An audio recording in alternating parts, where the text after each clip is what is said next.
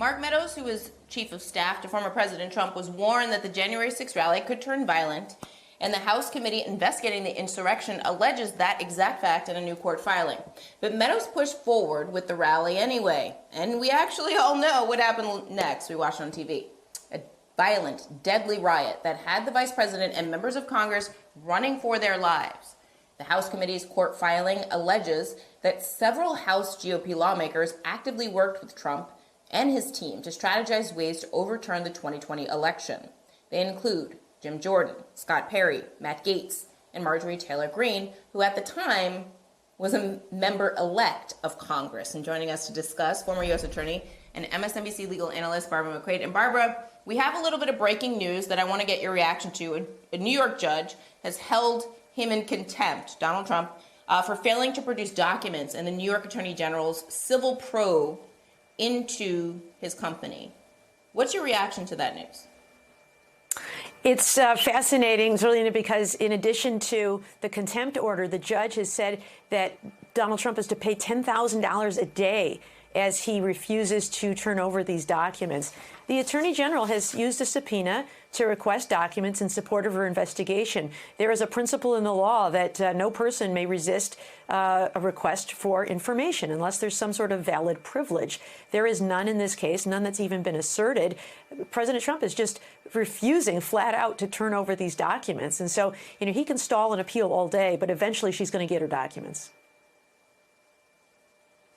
It is really fascinating to see a former president involved in ongoing litigation in this particular way.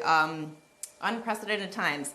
Now, turning to one of the other legal, buckets, the insurrection, and Mark Meadows, the House committee's filing is an attempt to quash his lawsuit to block the committee's subpoenas of him and his phone and text records. And you've said previously that Meadows was, quote, at the heart of the storm of the insurrection. I mean, help us understand what you mean by that, because the more we learn about what was taking place in these conversations before, during, and after, the worse it looks. You're absolutely right. Mark Meadows, as chief of staff, is there for all the meetings. He is there coordinating the meetings with Donald Trump. He's coordinating all the meetings that are occurring with the strategists. And many times he's acting not as chief of staff of the White House, the government role that he serves on behalf of the people, but as a campaign strategist. And I think it's important to think of those two roles separately, because these claims of privilege absolutely don't apply when he's becoming a campaign strategist. I think the other interesting thing about this filing is in that it talks about meetings he had with members of Congress. To the extent any of these communications were ever privileged that he had with Donald Trump, that is certainly debunked when you introduce characters who are from a different branch of government. Those cannot be, by definition, protected by executive privilege. And so we see this slow dance because of all of these efforts to slow and delay and obstruct, moving toward a culmination. But eventually, I am convinced that the members of Congress are going to get these documents. I think this filing also sheds some light, Zerlina, on the idea of why has the Justice Department not filed criminal charges against Mark Meadows for his refusal to testify in contempt of Congress. And I think it may be that they're waiting for this cleaner method, perhaps, getting a judge in a civil case to rule that he has to testify, and maybe that is a faster path toward getting his compliance.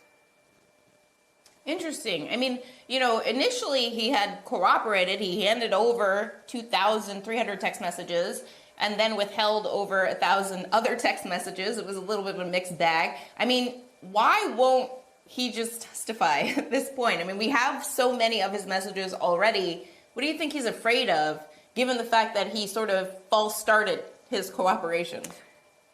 Yeah, we've seen this before, like with Mike Flynn, originally going down the path of cooperation, admitting his own culpability, seeking mercy, and going the path of truth. But then at some point, someone persuaded him that, you don't have to do it this way. You could fight.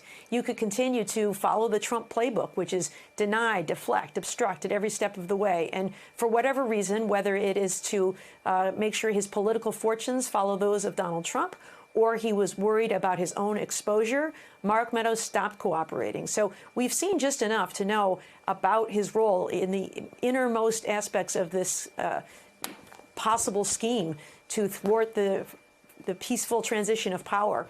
And so I think that Congress is not going to let this go until they get the information they need.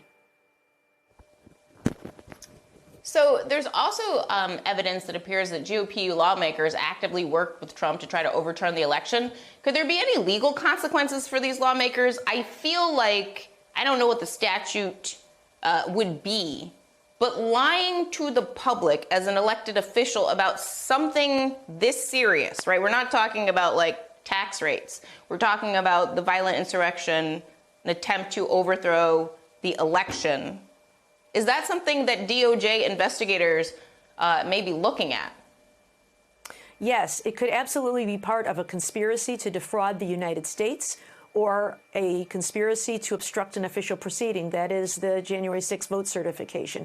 And so as you note, it's not a crime just to lie to the public, for better or for worse. I suppose some politicians will say they've been doing it since the dawn of the Republic.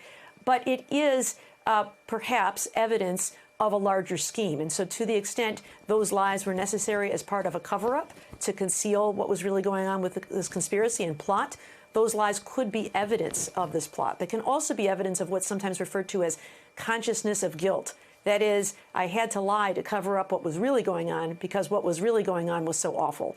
And so I think that if there was a meeting with Mark Meadows and these members of Congress to talk about ways to thwart the lawful transition of power on January 6th, I think they absolutely are at least within the scope of a criminal investigation of a conspiracy to defraud the United States.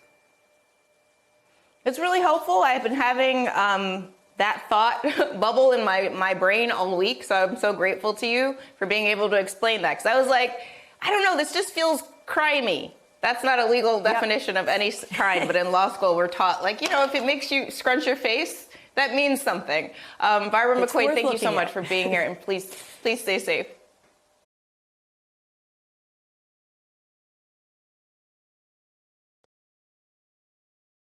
Hi, I'm Zerlina Maxwell. Thanks for checking out our channel on YouTube.